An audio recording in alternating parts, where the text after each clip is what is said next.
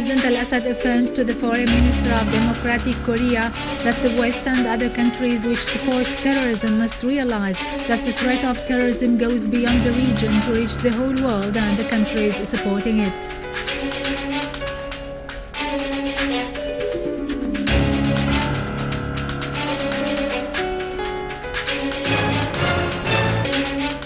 After restoring security to Kesab, the Syrian Arab Army eliminates terrorists in a Samrah village and its surroundings and cut off the roads of supplies coming from Turkey. Units of the Syrian Arab Army continue to chase terrorists in Lattakia and Damascus and other areas. Al-Maliki stresses that Iraq is being subjected to a wave of terrorism supported by regional powers as part of a vicious conspiracy.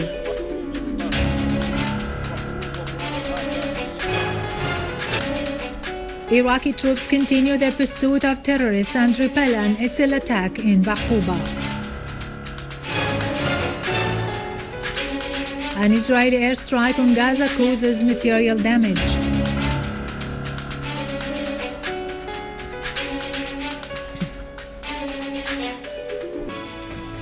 Good afternoon, ladies and gentlemen. This is Deraa with the news in English. President Bashar al-Assad today received the Foreign Minister of Democratic Korea, Mr. Yong, and the delegation accompanying him. The meeting centered on ways of deepening cooperation between Syria and Democratic Korea in several domains, particularly in connection with economic development and reconstruction. President al-Assad said the West was seeking through various ways to weaken and divide the states that were not under its control with the aim of subjugating them. It depended previously, the president added, on agent government to implement its schemes. This role is played today by the terrorist gangs, but it will fail thanks to people's cohesion and determination to protect their own homeland and independence, the president asserted. President al-Assad added that the West and other countries which support extremism and terrorism in Syria and the region should learn the lesson from facts and previous experiences and realize that the threat posed by terrorism goes beyond the states of the region to reach the world as a whole, particularly the states that support it. Units of the Syrian Arab Army killed and wounded dozens of terrorists in different areas in Aleppo. The Syrian Arab Army's military operations targeted the areas of Al-Ramoun, Bani Zaid, Ritan, Hanano, Al-Mislmiya and Bustan al-Qasr. Syrian Arab Army units also destroyed vehicles used by terrorists in several areas adjacent to the industrial zone. In a special operation, the Syrian Arab Armed Forces successfully carried out a complicated naval landing, recovering a Samrah village adjacent to the Turkish borders, eliminating the terrorist gangs there and cutting off the road of supplies coming from Turkey. The Syrian Arab Army units continue, meanwhile, to pursue terrorists in Lattakia, northern countryside, after restoring security and stability to Kesab. ومراقبة السواحل.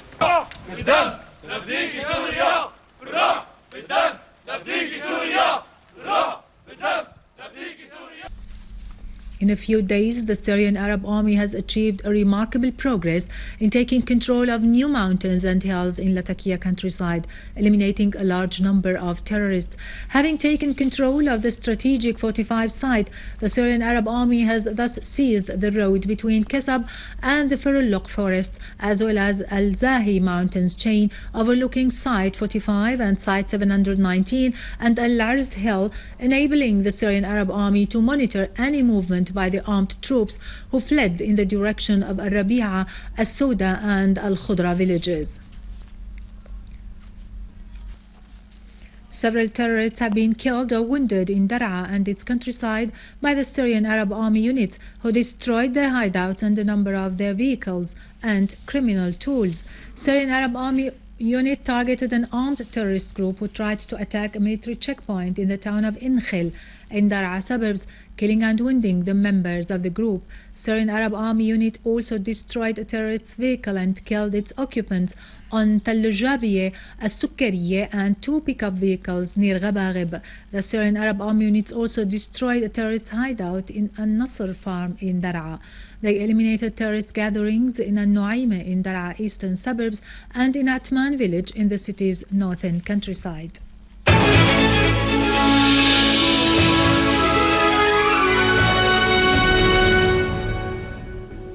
The Iraqi security forces have repelled an attack by the terrorists of the Islamic State in Iraq and Levant in the city of Baqouba, 60 kilometers northeast of Baghdad. The terrorists had killed 29 detainees after taking control of Al-Wahda police center northwest of Baqouba. On the other hand, the police directorate in Ziqar governorate has declared intention to deploy federal police forces with the support of the clans to secure the governorate's borders following the infiltration into the area by terrorists coming from Saudi Arabia and Kuwait. The Iraqi Minister of Tourism and Archaeology has meanwhile talked of 4,370 archaeological sites in 5 governorates which have been exposed to acts of sabotage and smuggling. Iraqi Prime Minister Nouri al-Maliki has affirmed that those who commit crimes against the Iraqi people and destroy infrastructure, bridges and vital installations are hired killers supported by foreign agendas and forces. He said the Iraqi people have hastened to volunteer and join the Iraqi army in order to fight the terrorists and protect their country. He voiced determination to continue confronting terrorism and foiling the conspiracy that is supported by regional states, warning such states that the terrorists would come back to them to flare up their countries and undermine their thrones. تسمعون الإعلام السعودي القطري وإعلام بعض الدول العربية يتحدثون أن هؤلاء ثوار وأن هذا الجيش طائفي متناسين أنهم في بلد يعيش على أشد أنواع. Iraqi armed forces continued their operations against the so-called the state of Iraq and the Levant in different governorates, inflicting heavy losses upon them. An Iraqi military source said that the Iraqi army foiled attempts by terrorists to break into Tal Afar in Nineveh, eliminating scores of them. Meanwhile, Iraqi security sources captured 17 terrorists, including an Afghani individual affiliated with the state of Iraq and the Levant terrorist organization. Inside the city of Mosul, 2 terrorist leaders were killed.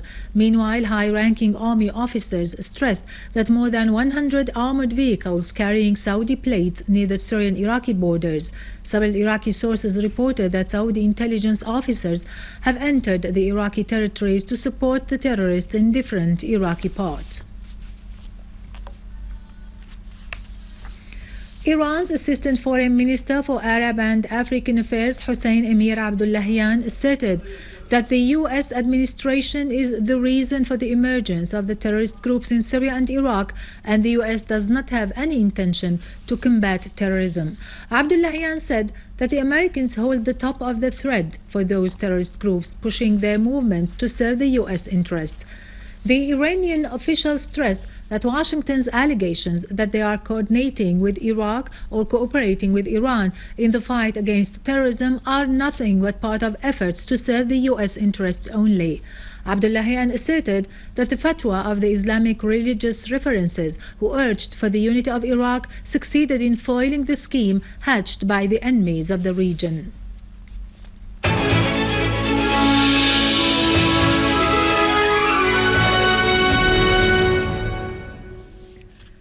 Prime Minister Dr. Wael al-Halaqi stressed during his meeting with the Foreign Minister of the Democratic Republic of Korea, Ri Su-yong, that the 2 countries face the same challenges and have been defending the same universal causes of justice and freedom and trying to oppose the Zionist imperial plans which seek to spread terrorism worldwide.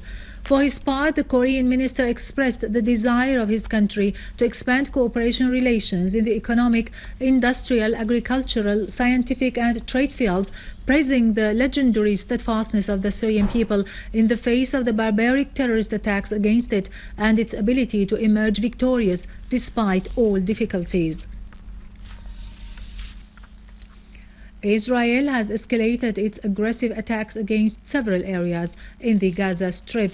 Israeli aircraft raided the area near the west gate of Asda city, south of the Gaza Strip.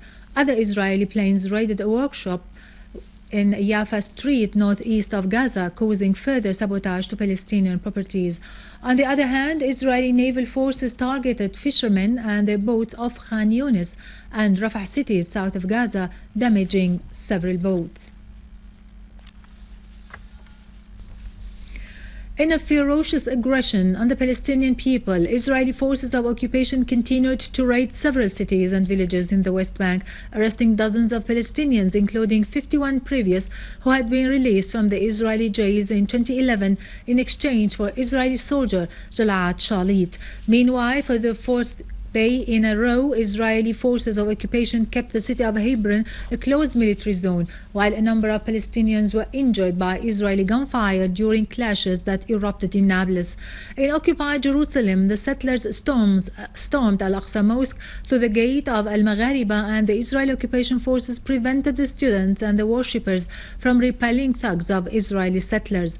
In the besieged Gaza Strip, Israeli occupation vehicles and bulldozers made an incursion in the farming land east of Khan Yunis amid an Israeli gunfire and a cover by Israeli reconnaissance planes.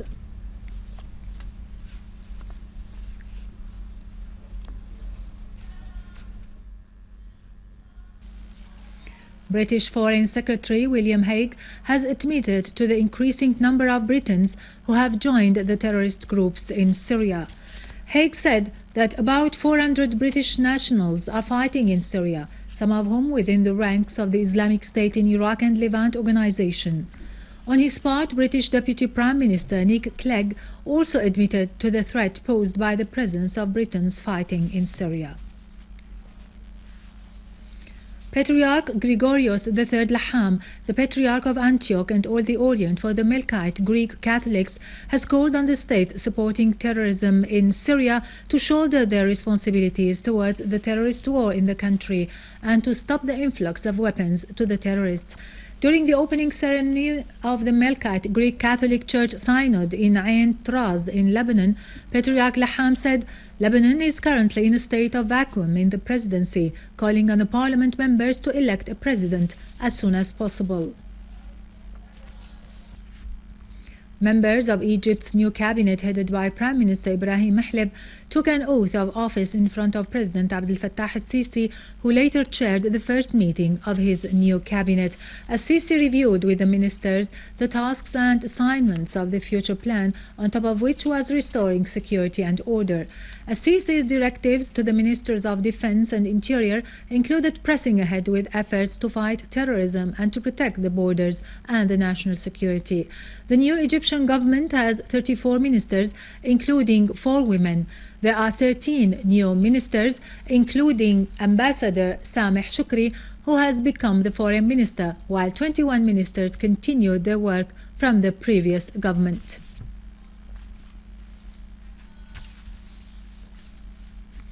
Iranian Foreign Minister Mohammad Jawad Zarif has said his talks with U.S. Assistant Secretary of State William Burns focused on Iran's nuclear program. Concluding his talks with Burns and the EU Foreign Policy Chief Catherine Ashton, Zarif said the Iraqi issue was not discussed. Earlier and shortly after arriving in Vienna, Zarif told Iran's state TV that drawing up a draft for the final deal in this round of talks was possible despite existing disagreements between Iran and the so-called 5+1 group.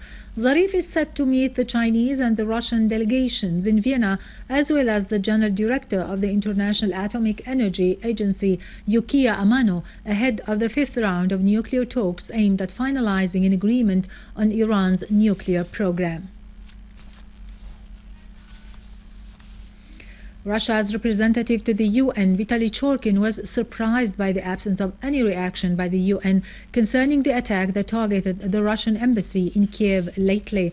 Churkin said the UN General Secretary should defend the international law in such cases, wondering about the reason of not issuing any condemnation by the UN Security Council.